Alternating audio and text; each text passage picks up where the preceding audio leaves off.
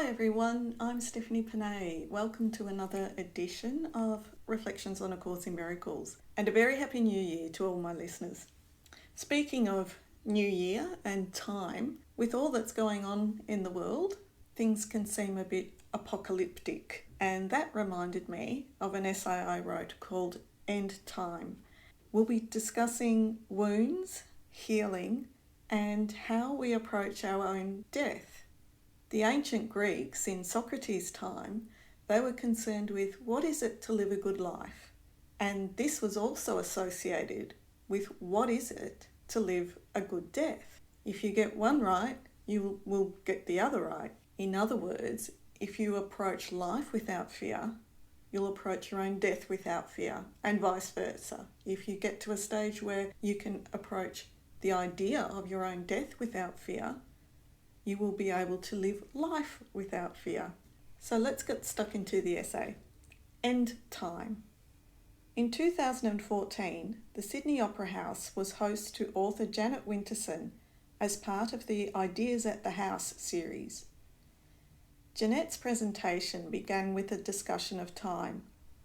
The wonderful thing about storytelling, she said, was that you're not constricted by linear time. You enter a space where things can happen overnight or in 1,000 years. Likewise, when we're enthralled in reading a book, time seems to disappear as we lose sight of our daily life. Jeanette then discussed her mother's relationship to time. Mrs. Winterson, as Jeanette refers to her mother, had a special relationship to end time. A member of a Pentecostal evangelist church and acutely religious, Mrs. Winterson was always waiting for the apocalypse, when the world would be destroyed and Jesus would come to save the faithful. She would hold regular drills, sounding the alarm by blowing into a comb wrapped in paper, then shuffle herself and Jeanette into a cupboard under the stairs where they stay for about an hour. For Mrs. Winterson, time was something to bide, there being no escape from misery until the end of the world. Books were banned in the Winterson household, however Jeanette smuggled some in. In her Opera House talk, she speaks of how she found escape from her mother's constrictive sense of time by reading literature, where she discovered a realm of abundant possibilities and time without boundaries. Literature was a way to that other place. And through discovering a variety of characters, it provided Jeanette with connections across time and space, illuminating her world. In literature, time was expansive. But it wasn't just Mrs. Winterson's relationship to time that Jeanette was trying to escape. She was often locked out of the family home, left all night on the doorstep, and there were beatings. Jeanette reached breaking point when, at 16, she fell in love with a girl and her mother found out. She endured 3 days of an in-house exorcism before packing what she could of her belongings and leaving home. Although homeless, she lived in a car she had borrowed, worked in several manual jobs, and got a place at Oxford studying English. Her first novel, Oranges Are Not the Only Fruit, was published to huge acclaim, and her writing success continued. Subtitle: The Presence of the Past. At age 47, and following the end of a long-term relationship, Jeanette experienced a psychological breakdown. Time had caught up with her. Past demons needed to be addressed. In her Opera House presentation, Jeanette spoke of how poetry and therapy were integral to her healing. Standing on the other side of what was a difficult 2-year process, she described how the miraculous promise of some therapies and gurus, proven results in 3 to 6 weeks, just focus on the present, really don't speak to the reality of such experiences.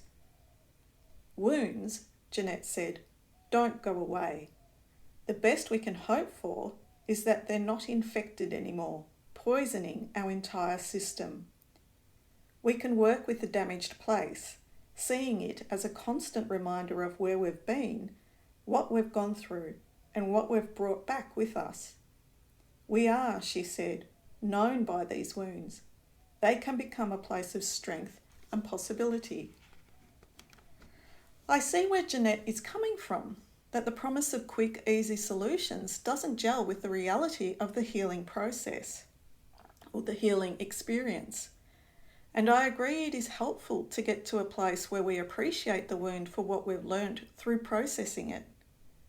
Where I depart in my thinking is in the idea that wounds don't go away and that we are known by the wound. To identify with the wound is to develop a special relationship to it and to stall, stuck in the world of time.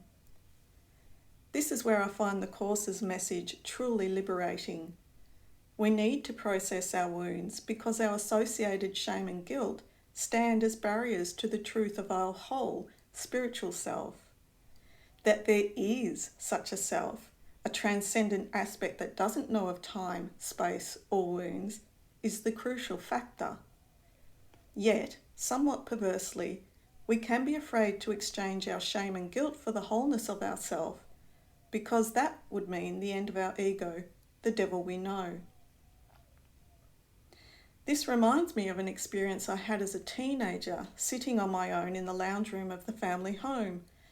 I was preoccupied with thoughts about various incidents in which I'd been unfairly treated. The memories were distressing, and so I paused for a moment and asked myself, when will I stop remembering these things? Not expecting an answer to my heartfelt question, I received one nonetheless in the following clear internal response. When you don't need to anymore. I knew that the words didn't relate to a practical need to work through the memories, though this does of course play a part in healing, but to some other need to replay them, to keep them alive in my awareness. I didn't know what the need could be. I just knew I didn't like how I felt.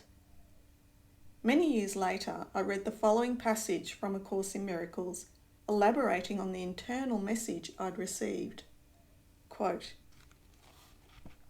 "The father of illusions is the belief that they have a purpose, that they serve a need or gratify a want. Perceived as purposeless, they are no longer seen. Their uselessness is recognised and they are gone. How but in this way are all illusions ended?" End of quote. The illusions the Course refers to are ideas that our holiness and wholeness can be tainted by the world and that the world has the power to tell us who we are. The father of these illusions is the ego-driven desire to affirm our separate existence. If our wholeness can be destroyed, if we are what others have made of us, then separation is real and God's oneness isn't. As long as we want to remain a special autonomous self, we'll be attracted to keeping the past alive, even if it's painful, and we'll be resistant to healing. Without the past shadow obscuring the present, we would be experiencing what the Course calls a holy instant, a moment in which we're lifted out of time by identifying with our spiritual self. Quote, "There is no fear in the present when each instant stands clear and separated from the past, without its shadow reaching out into the future. Each instant is a clean, untarnished birth in which the Son of God emerges from the past into the present, and the present extends forever. It is so beautiful and so clean and free of guilt that nothing but happiness is there. No darkness is remembered, and immortality and joy are now." End of quote. Yet the Course is realistic. It takes more than 3 to 6 weeks to make the holy instant our only instant because of our resistance and because healing involves a fundamental reversal of the way we see ourselves and the world. To get to a place where we can say, "I'm not what the world has made of me," or "I'm not my wounds," means we know we're not a body. Yet we're not asked to totally accept this premise, merely to consider it. This requires an open-mindedness that allows our experience to change. In the meantime, there are layers to shame and guilt related to our personal history, and we need to acknowledge the associated grief, anger, feelings of rejection and abandonment as they arise, without trying to repress or dismiss them using metaphysical principles. This is why the Course says, quote, correction must be introduced vertically from the bottom up, end of quote. There is a time for everything. If we don't appreciate that there's more to the world and ourselves than meets the eye, how do we approach our death, our own end time? I think of the renowned psychoanalysts Frieda von Reichmann and Melanie Klein, and how each of them died in the middle of writing papers on loneliness. Of all the topics they could have chosen for their papers, perhaps knowing it would be their last, why were they drawn to discuss loneliness? Maybe they intuited their upcoming death. We have to do our own dying. We go out alone. I also contemplate the final hours of Socrates before drinking hemlock, bringing about his death as directed by the court. Socrates turned to his friend Crito and said, Crito, we owe a cock to Asclepius. Pay it, and don't forget. Asclepius was the god of healing, and the sacrifice of a cockerel, or a rooster, was a normal offering of thanks for recovery from illness. In contemplating his own death, Socrates experienced gratitude and wasn't frightened. There is a saying, the hangman's noose concentrates the mind. Socrates had a long-standing appreciation for the transcendent and eternal. With death imminent, perhaps he connected with the reality of his transcendent nature in a way he hadn't before. Though condemned to death, he experienced healing. And what is healing but to remember who you are? That is the end of the essay. Thanks everyone for listening. Tune in again. Bye.